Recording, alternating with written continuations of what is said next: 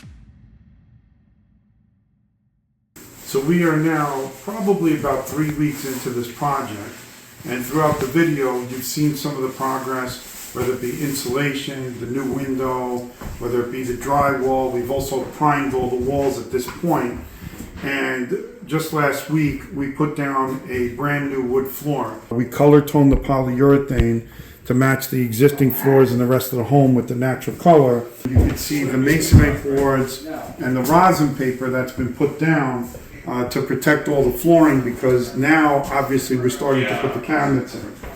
So most of the time a kitchen starts with the sink cabinet. This is going to have a farm sink in it, so this still needs to be cut out to fit the sink. But what you can see is the carpenters have started with this cabinet. Now, unfortunately, the walls are pretty much at a square, so you'll see that cabinets need to be shimmed because they need to be plumb, level, and square. Sometimes people think, well, if I put a level on it, that is going to solve the issue and the cabinet's installed right. If you come on my right over here, and you take a look at the bottom of the cabinet, you can see how tight it is against the wall, and then you can see it had to be shimmed to make it plumb. The original house is not framed plumb, level, and square. And there's no such thing as a house that's going to be perfectly plumb, level, and square. But we have to adapt to those situations because our cabinets have to be on the money. One of the things about these cabinets, if you follow me over here, is this particular design is called a beaded inside. So when you look at the cabinet, you see this bead around the perimeter, and you see that the draw head or the doors go inside the face frame.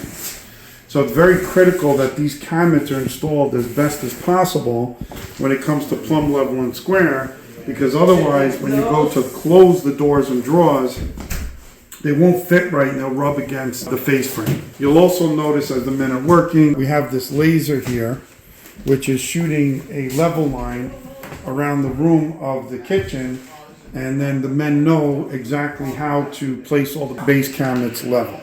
So because these cabinets are upper end cabinets, they're very, very good quality. We do like to store them in the house if possible. So if you see the men, they're basically going through the cabinets and sorting through them.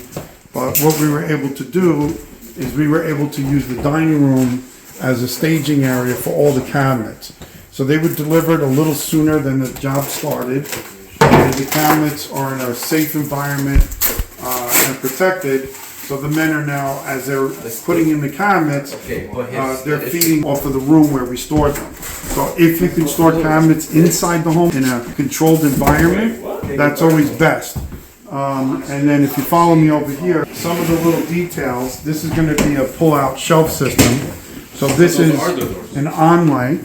You can see the quality is beautiful, and it's finished, and this is going to go on the onlay, and the onlay is going to go on the front of these pull-out shelves, which are going to flank the sink. So once we do more of a video where the kitchen is coming together, this is just day one, where the men have started putting the cabinets in, we'll start to see all the pieces of design come together. So it's still exciting. I've been doing this for 40 years, and I still love seeing a kitchen come together. Because it's like an artist, because every kitchen we do, we try to have its own identity so that it's unique and it doesn't necessarily look like someone else's kitchen. And this particular kitchen that we're doing here in Congers is just that. It's very, very unique. I'm very excited to see the outcome.